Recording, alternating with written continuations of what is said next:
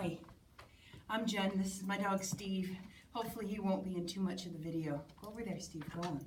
So today we're going to focus on some variations of downward facing dog, or Adho Mukha Svanasana is the name of the pose in Sanskrit. Downward facing dog in its fullest form is a wonderful inversion. It's a really strong pose, and not all of us find it accessible. So there are several modifications, props, variations that we can use to help us to build up to that pose, or just use it as a modification instead of that pose.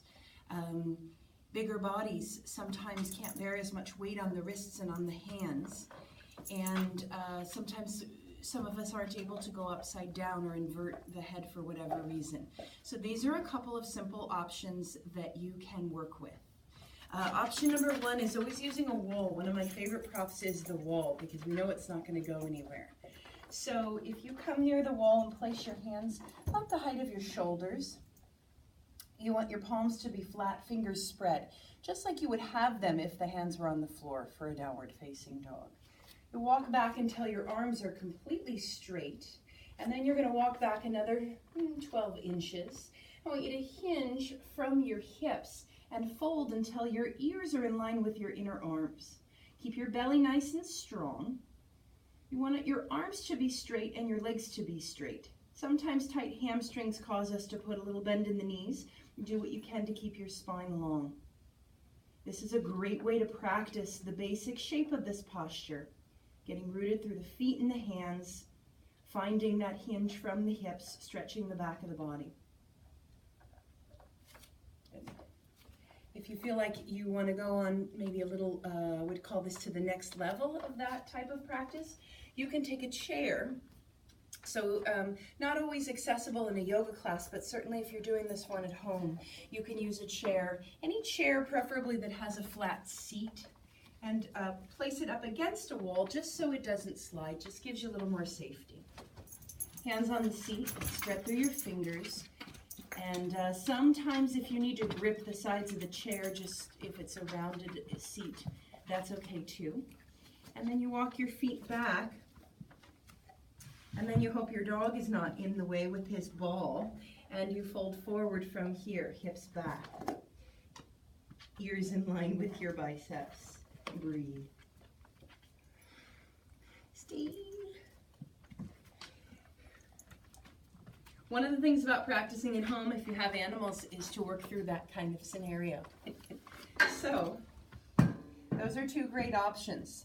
Another one is if you are in a class where people are doing full downward facing dogs, particularly those of us with bigger bodies, sometimes it's that extra weight is too much pressure on the wrists or the hands for today.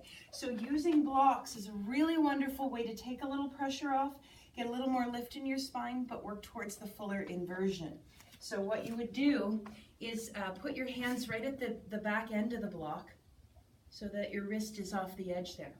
Really spread wide through your fingers and be active through your hands. Arms are straight. When you lift up, make sure that you have a long enough stance here. So if your feet are too close together, tends to be a lot of rounding in the spine. So walk the feet back. Stretch your heels to the floor as much as you can. You want to make your arms straight. You want to lengthen the sides of your body. Really lift your hips up. Push your heart back towards your thighs.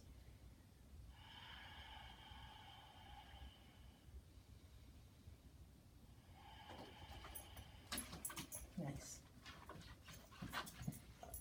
I want to share one more little variation with you. I see a lot of people having difficulties with their wrists for whatever reason. Sometimes in class I offer people a little wedge to put their wrists on, but if you're finding yourself one of these people that goes onto your fists to do down dog, what would be easier and more life enhancing, I will say, is to actually do a forearm variation of this pose. So if you bring your forearms down, elbows as wide as the shoulders, and come up. Sometimes we call this Dolphin Pose.